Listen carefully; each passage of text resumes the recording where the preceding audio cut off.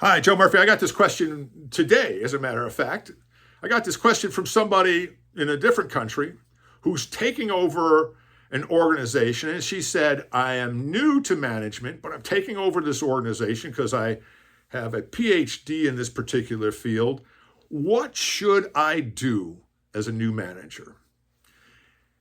This is always a tough question to answer. She's new to the organization.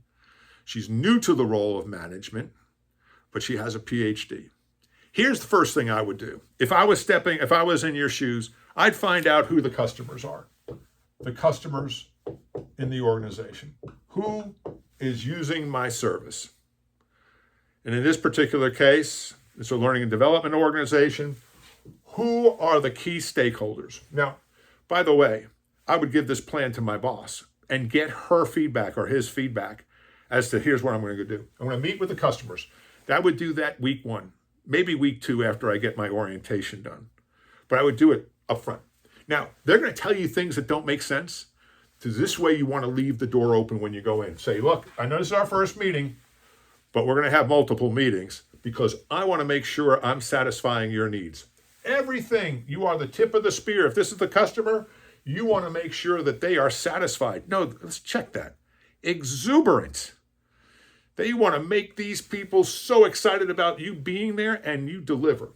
So that would be on week 2, after orientation. After you found out where the bathroom is and you found out your employee number. So, second thing I would do is I'd be asking my employees or my team, what's worked? What's not working? What's worked? What's working? What's not? Okay? And you want their input. You also want to find out, in this particular case, who has informal authority. Informal authority. Now, you want to do that with customers, by the way, and you want to do this with your employees. In this particular case, I'd go to my employees one-on-one. My customers one-on-one. With my employees, I might have a team meeting. Say, let's sit down around the table, or at least the managers, depending on how the size of your organization. What's working, what's not working? Just get to the managers first, and then tell your managers if they're managing people. Say, I'm going to talk to you first, but then I'm coming back and I want to go meet with some of your people just to get a feel for the organization. Not check up on you as a manager, but to get a feel for the organization. So I'm doing this research here to get a feel, a sense of what's working, what's not working, how do we improve, what can we do more of, what should we be doing less of, what is getting in the way, and making sure that we satisfy their needs. Now, this comes back to this other question, and that's your boss. Your boss is your number one customer. Always, number one. If your boss is not happy with you, you will not have a job. It may be just a matter of time. So you want to make sure that your boss understands that I'm on the team, I'm part of your team, I will never make you look bad. Now, what he or she may want to do is come with you to these meetings, because they may feel a little bit insecure that you're going to meet with these people, or they may feel so secure, let me help you so this way I can explain this to you. That's not a bad thing, by the way. Take your boss if she or he wants to go. Don't make it a big thing. Don't say, I'd like to go by myself. If she volunteers, says, I'd like to go with you, say, of course. All right? So that's critical. So you want to ask the same questions here. Where are we falling short? What can we be doing better? Now, you probably got an inkling in the interviews, but things change when you become an employee. So you can take your notes and say, when I was interviewing, these were the things that you wanted addressed. These are the top priorities. Okay? And I just want to make sure and confirm they are still the top priorities. And so you've got a list of 4 or 5 things. Don't make it more than 4 or 5 things. All right, if you have to, 7, but no more than 7. If you've got more than 7, not everything is a priority. Bucket it, put them in different buckets.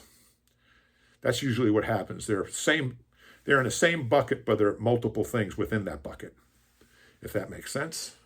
So you want to make sure you and your boss are aligned, priorities. You also want to establish with your boss that first week, second week, how often do you want to meet? How do you want to be communicated with? Do you want to be sit face-to-face, over Zoom, because we're in a different city, different country? How do you want to be communicated with? You want me to write you emails? How will I be judged is another question. It's the same thing, but how will I be judged? How will I be evaluated? How will I know I'm performing or not performing?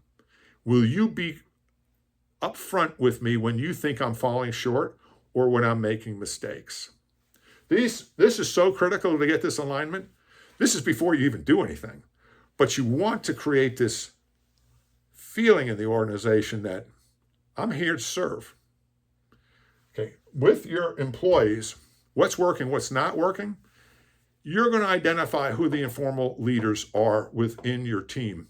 The people who the other employees go to get their opinion, if that makes sense. Because sometimes we got some weak people who go and get other people's opinions and kind of latch on to that. But that's okay. That's just normal. So that's my outline. That's what I would do first. Totally different than what you thought, right?